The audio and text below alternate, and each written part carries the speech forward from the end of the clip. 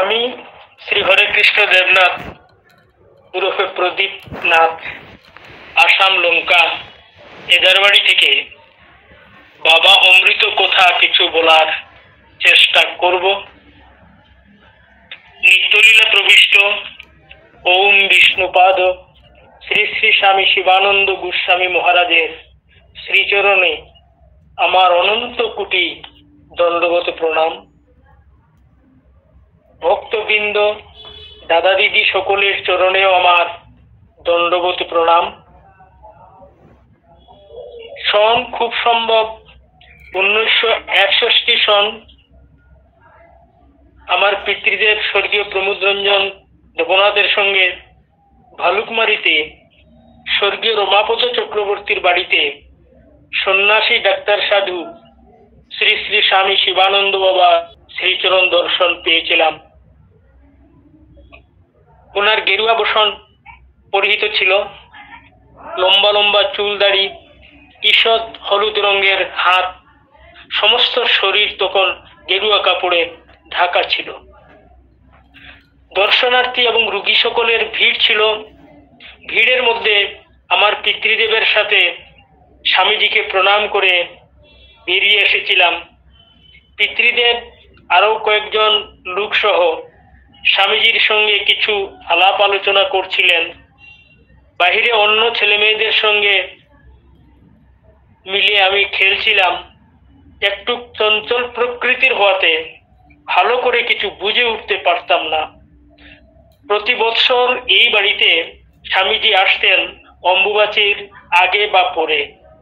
আমার বাবাও স্বামীজি আসলে 2-4 জনকে সঙ্গে নিয়ে দেখা করতে আসতেন।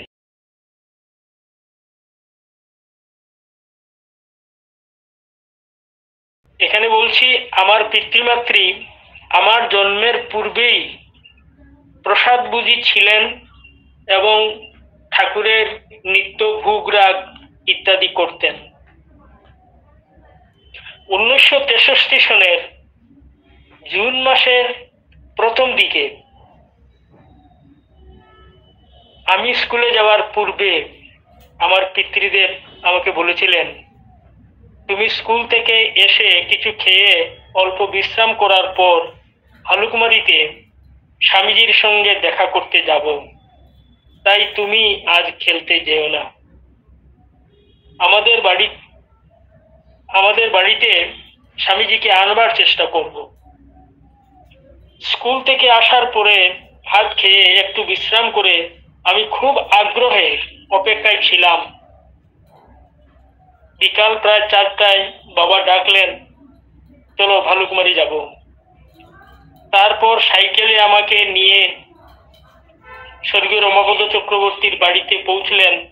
ভালুকমারি ছিল 2 কিলোমিটার দূর। গিয়ে দেখি 19-20 জনের মতো রুগী বসে আছেন। আমাদেরও বলা হয়েছিল একটু ধৈর্য সহকারে অপেক্ষা করতে। আমি বসতে বসতে এদিক ওদিক একটু হাঁটাহাঁটি করতে করতে জানালার ভিতর দিকে চেয়ে দেখি একজন লোককে ডাক্তার সাধু বিছানায় শোয়াইয়া একটি যন্ত্র থেকে কতগুলা ওয়্যার বের করে 2 হাত 2 পা এবং শরীরের 3-4 জায়গায় চিমটা দিয়ে আটকে রোগীকে পরীক্ষা শুরু করেছে। লোকটা ভয় পেয়ে চিৎকার ও চেঁচামেচি শুরু করে দিয়েছে। সাধু ডাক্তার সাহস দিয়ে নানা কথা বলছেন লোকটাকে। অনেক কষ্ট করে পরীক্ষা করে পরে প্রেসক্রিপশন লিখে দিয়েছিলেন। এইভাবে রোগী দেখতে দেখতে প্রায় 7:30টার চেয়েও বেশি সময় হয়ে গেছে। তারপর ডাক্তার সন্ন্যাসী একটা চৌকির উপর বসে আছেন, গেরুয়া কাপড় পরিহিত, লম্বা লম্বা চুল ও দাড়ি, শরীরের রং হলুদ টাইপের, খুব সুন্দর আকর্ষক চেহারা ছিল। আমি গিয়ে প্রণাম করতে না করতে উনি দেখি দণ্ডবোধ হয়ে পড়েছেন। আমার খুব ভালো লাগলো, কারণ আমি শুধু প্রণাম করি, আমাকে বড় মানুষ কেউই প্রণাম করে না। ডাক্তার সাধু বললেন, এত রাত্রে কার সাথে ও কেন এসেছো? আমার পিতৃদেবকে দেখিয়ে বললাম, বাবা আমাকে নিয়ে এসেছেন সন্ধ্যার অনেক আগেই, লোকের ভিড়ের জন্য ঢুকতে পারি নাই।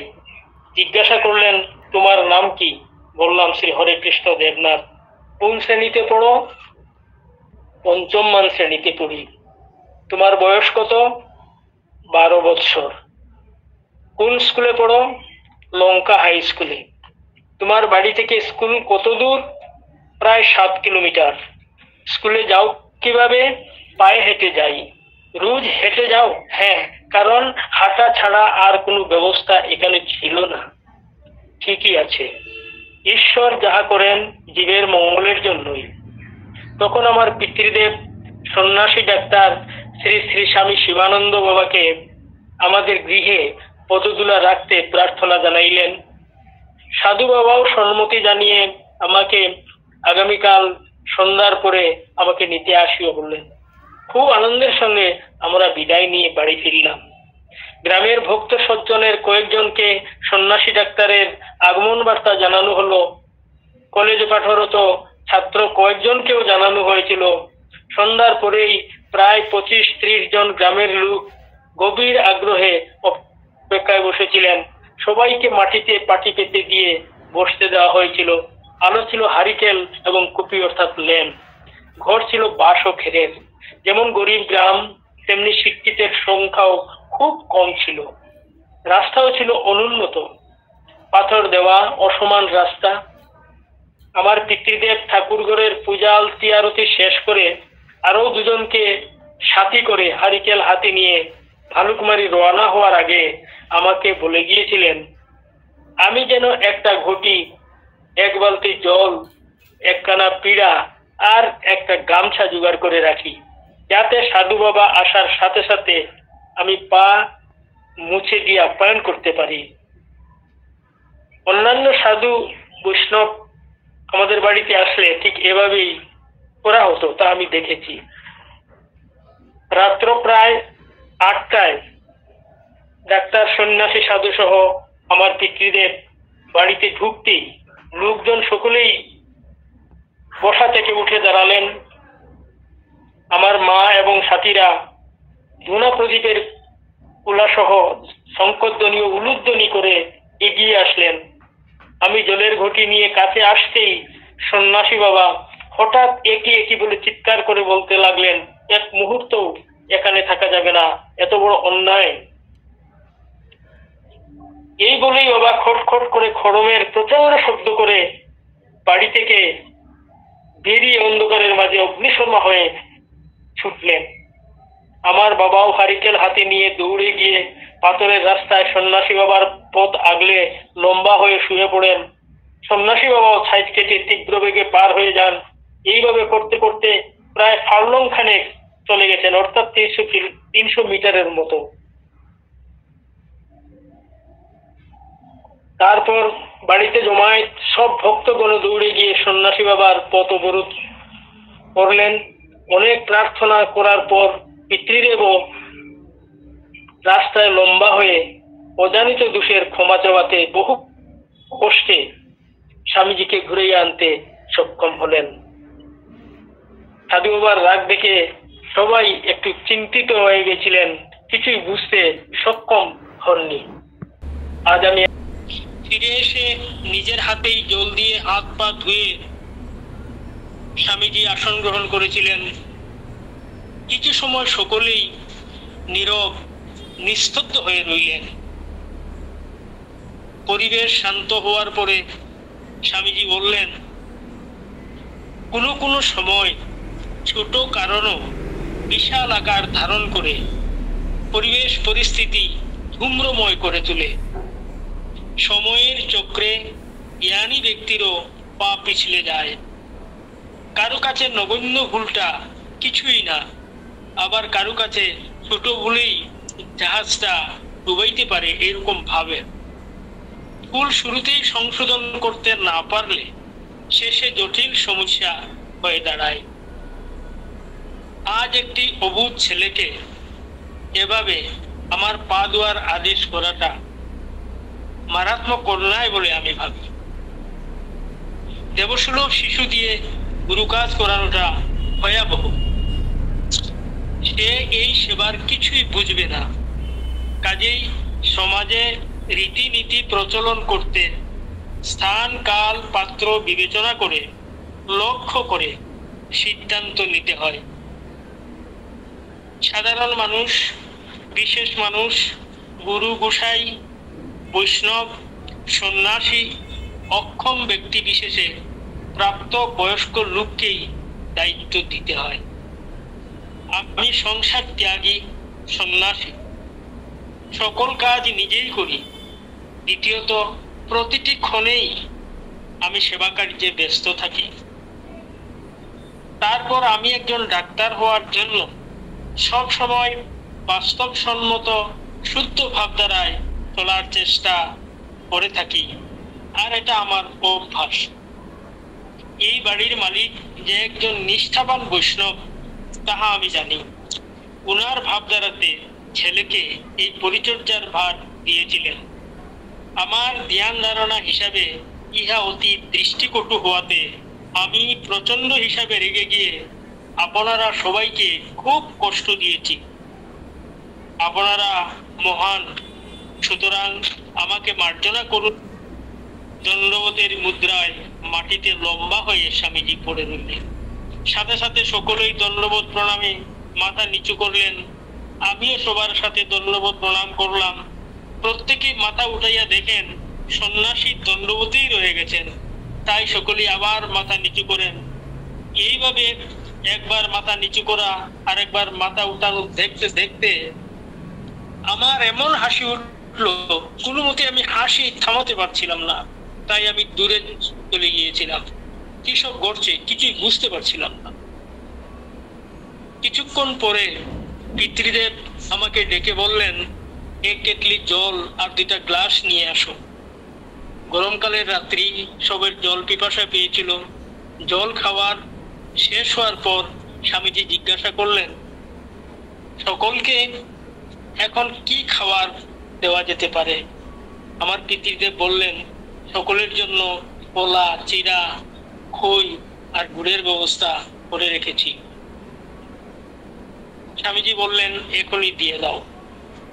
সকলকে লঘু আহার মিশ্রিত করে কলা পাতায় দেওয়া হয়েছিল। প্রত্যেকে প্রসাদ খেয়ে গ্রামের সকলেই প্রায় চলে গিয়েছিলেন, কিন্তু কলেজের ছাত্রদের সাথে স্বামীজির কখনো বাংলায় কখনো ইংরাজিতে কথোপকথন চলছিল। রাত্র প্রায় 10টায় স্বামীজি বললেন, আজ বাড়িতে যাও, কিন্তু কাল সকাল ভোর 4টায় আসিও।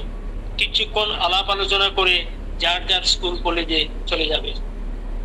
সকল চলে গেলে স্বামীজি কোথায় জলের ব্যবস্থা, কোথায় পায়খানা ইত্যাদি দেখলেন।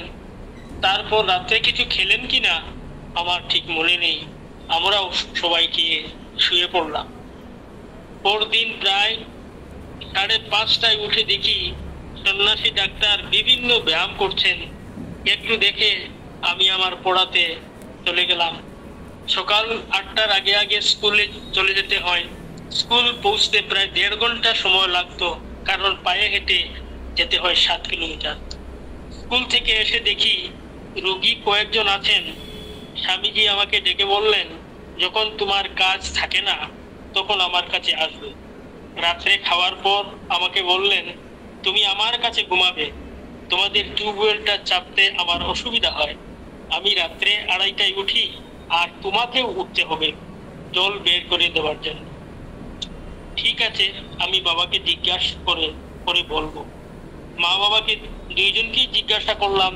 সবাই বললেন, এই সুবিধা কি মানুষে পায়? আমিও এসে সম্মতি জানালাম, কিন্তু চুল দাড়ি দেখে একটু একটু ভয়ও লাগছিল। কিন্তু মা বাবার কথায় ভয় ছেড়ে আমি ঘুমাতে রাজি হয়ে গেলাম। রাত্র প্রায় 2টার পরেই স্বামীজি আমাকে ডাকলেন, উঠো উঠো। 2-3 বার ডাকার পর উঠলাম, আর 2 বালতি জল উঠাইয়া দেওয়ার পর বললেন, তুমি গিয়ে শুয়ে থাকো। আমিও এসে ঘুমিয়ে পড়লাম। সন্ন্যাসী ডাক্তার বিনা পয়সায় চিকিৎসা করার জন্য লোকমুখে প্রচার হয়ে যেত, আর রোগীর ভিড় হতো। 3 রাত্র থাকার পরে স্বামীজি চলে গেলেন। আমাদের বাড়ি স্তব্ধ হয়ে গেল। প্রায় প্রতি বৎসর স্বামীজি আসতেন, কখনো কখনো 2-1 বৎসর বাদ যেত।